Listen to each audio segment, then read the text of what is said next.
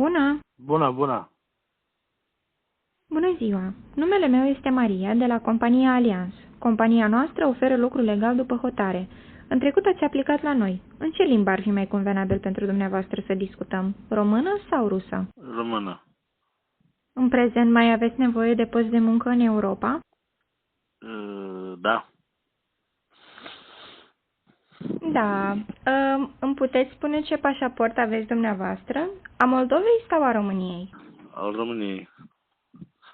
Super! Procesul de angajare nu va dura mai mult de 10 zile pentru dumneavoastră. Ați fi interesat să aflați de la manager mai multe detalii? Da. Când ați putea să veniți la noi? Eu mă aflu la Bălți.